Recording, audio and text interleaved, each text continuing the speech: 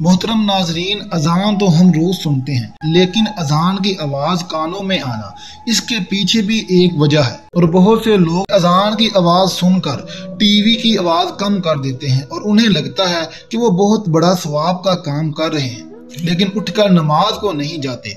बहुत से लोग अजान होते वक्त अपने आप को किसी काम में मशगूल रखते हैं, किसी से बातें करते होते हैं, या फिर अजान पर ध्यान नहीं देते, या फिर जो काम कर रहे होते हैं इसमें मगन रहते हैं। दोस्तों, इससे आपकी जिंदगी पर क्या फर्क पड़ता है? और अजान के वक्त में कुछ ऐसे काम है जो आप कर लेंगे तो आपकी जिंदगी माला माल हो जाएगी। पूरे दिन में सिर्फ आप लोगों को एक छोटा सा काम करना है जो हम आपको आगे इस वीडियो में बताएंगे। इससे आप लोगों की पूरी जिंदगी बदल कर रह जाएगी। कुछ जगह यहाँ तक लिखा हुआ है कि अगर बंदा अजान के वक्त में सच्चे दिल से जो दुआ मांगे तो अल्लाह उसकी दुआ कबूल फरमा लेता है।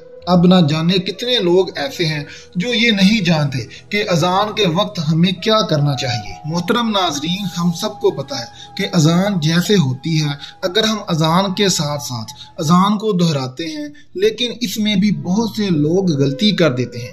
इसका सही तरीका क्या है ये भी हम आपको आज बताएंगे, और ये भी बताएंगे कि अजान को अगर हम दोहरा देते हैं इससे हमें क्या फायदा होते हैं। ये सारे सवाल एक आम मुसलमान के ज़हन में आते ही होंगे। तो आइए दोस्तों, आज की इस वीडियो में हम आपको इन्हीं सारे सवालों के जवाब देंगे। अजान का मतलब है खबर देना या ऐलान करना। इस्लामी शरीयत की ज़बान में अजान इन अल्फाजों को कहा जाता है जिनसे लोगों को खबर दी जाती है कि नमाज का वक्त हो चुका है, मस्जिद में आए और जमात के साथ नमाज अदा करें। फर्द नमाजों को अदा करने के लिए अजान देना सुन्नत है। जिस बस्ती से अजान की आवाज आए तो मालूम चल जाता है कि यहाँ के रहने वालों में भी मुसलमान भी हैं। यही वजह है कि सरकार या सहाबा सब जहाद के लिए मदीना से बाहर तशरीफ ले जाते, तो जिस बस्ती से अजान की आवाज सुनते तो अंदाजा लगा लिया करते कि यहाँ मुसलमान रहते हैं। हदीस पाक में आता है कि हुजूर पाक सल्लल्लाहु अलैहि वसल्लम ने फरमाया, जब तुम बिलाल को अजानो अकामत कहते सुना करो तो जिस तरह वो कहता है तुम भी कहो। अल्लाह तुम्हारे लिए हर कलमे के बदले 1,00,000 नेकियां लिखेगा और 1,000 दर्जात बुलंद फरमाएगा और 1,000 गुनाह मिटा देगा। ये सुनकर खवातीन अर्ज करने लगी, या रसूलुल्लाह सल्लल्लाहु अलैहि वसल्लम, ये तो सिर्फ औरतों के लिए है, मर्दों के लिए क्या है? तो आप सल्लल्लाहु अलैहि वसल्लम ने फरमाया, मर्दों के लिए दुगना है। इस बात पर कमेंट बॉक्स में सुभान अल्लाह जरूर लिख दें। मोहतरम नाजरीन, अब आजकल हम खुद ये देख रहे हैं कि हम कदम कदम पर गुनाह कर रहे हैं, और अगर अजान होती है और हम इसको सही तरीके से दोहरा लेते हैं तो औरतों को एक कलमे के बदले 1,00,000 नेकियां मिलेंगी और 1,000 दर्जात बुलंद होंगे और 1,000 गुनाह मिटा दिए जाएंगे, और मर्दों को इसका दुगना मिलेगा। तो सोचो, जिस वक्त में अजान होती है उस वक्त हम क्या खोते हैं। अजान को दोहराने के कुछ और भी फायदे हैं, वो आप लोग ध्यान से सुन लीजिए। मोहतरम नाज़रीन, का जवाब कैसे दिया जाए? वाज़िया रहे कि अजान दर हकीकत नमाज के लिए ऐलान है। असल इबादत नमाज है जो हर अक्ल बालिग मर्द औरत पर फर्द है। लिहाजा अजान सुनकर नमाज में मशगूल होना ही अजान का जवाब देना है जो शरन वाजिब है, और ज़बानी जवाब देना यानी अजान के अल्फाज दोहराना मुस्तहब है। नबी करीम सल्लल्लाहु अलैहि वसल्लम का इरशाद है, 4 शख्स बड़े संगदिल और बेर रखे हैं। नंबर 1 वो जो खड़े होकर पेशाब करे। नंबर 2 वो जो नमाज से फारग होने से पहले अपनी पेशानी साफ करे। नंबर 3 वो जो अजान सुने और उसका जवाब ना दे। नंबर 4 वो जो मेरा जिक्र सुने और मुझ पर दरूद ना भेजे। जुबान से अजान का जवाब देने का तरीका ये है कि जो अल्फाज मुअज्जिन कहे वही अल्फाज दोहराए जाए, और मुअज्जिन जब हय्या अलस सलात और हय्या अलल फलाह कहे तो उसके बदले में ला हौला वला कुव्वत इल्ला बिल्लाह कहे। अज़ान का जवाब मुकम्मल होने के बाद नबी करीम सल्लल्लाहु अलैहि वसल्लम पर दुरूद शरीफ पढ़े और दर्ज ज़ैल दुआ पढ़े जो स्क्रीन पर आपको नजर आ रही है।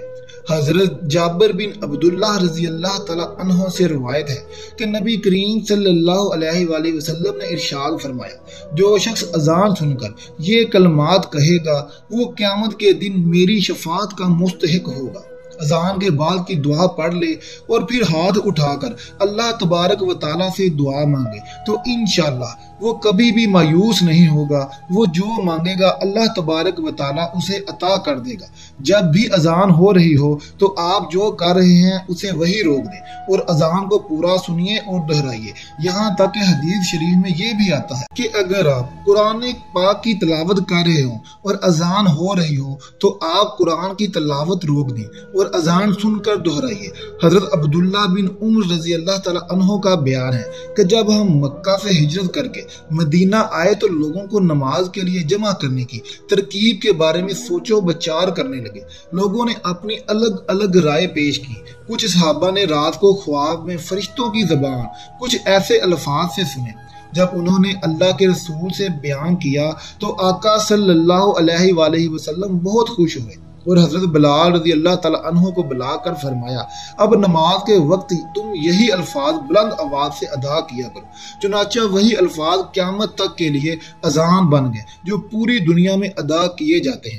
اللہ تعالیٰ کی طرف سے اذان پڑھنے والوں کے لیے بہت بڑا اعزاز ہوگا۔ اسی طرح ایک اور حدیث میں آیا ہے کہ مؤذن یعنی اذان دینے والے کی آواز جہاں تک پہنچتی ہے وہاں تک ساری چیزیں جیسے انسان، جن اور دوسری مخلوق سبھی قیامت کے دن اس کے ایمان کی گواہی دیں گے۔ اذان کی آواز سنتے ہی خاموش ہو جائے اور اذان کے کلمات کا جواب دے۔ اذان کا جواب دینا واجب ہے۔ اگر کوئی مسجدوں سے اذان کی آواز سنائی دے تو صرف ایک ہی اذان کا جواب دینا کافی ہے۔ خلوص دل سے اذان کا جواب دینے والوں کو اللہ رسول اللہ نے جنت کی بشارت دی ہے۔ لہذا جب بھی اذان ہو ہم سبھی کو کچھ دیر کے لیے اذان سننے اور اس کا جواب دینے کے لیے تیار رہنا چاہیے۔ نماز کی پابندی کرنی چاہیے۔ حضرت ابو سعید خدری رضی اللہ تعالیٰ عنہ نے ان سے فرمایا میں دیکھتا ہوں کہ تم بکریوں اور جنگل کو پسند کرتے ہو۔ جب تم اپنی بکریوں یا جنگل میں ہو تو نماز کے لیے اذان کہو اور خوب بلند آواز سے کہو، کیونکہ مؤذن کی اذان کو جو بھی جن یا انسان یا دوسری مخلوق سنے گی وہ قیامت کے روز اس کے لیے گواہی دے گی۔ حضرت ابو سعید رضی اللہ تعالیٰ عنہ فرماتے ہیں میں نے یہ بات نبی صلی اللہ علیہ وسلم سے سنی تو ہم امید کرتے ہیں کہ آپ کو آج کی یہ ویڈیو پسند آئی ہوگی اور آپ اذان کے صحیح مطلب کو دہرانے کا آپ کو آج پتہ چل گیا ہوگا، اور اس ویڈیو کو آپ اپنے دوستوں میں ضرور شیئر کریں۔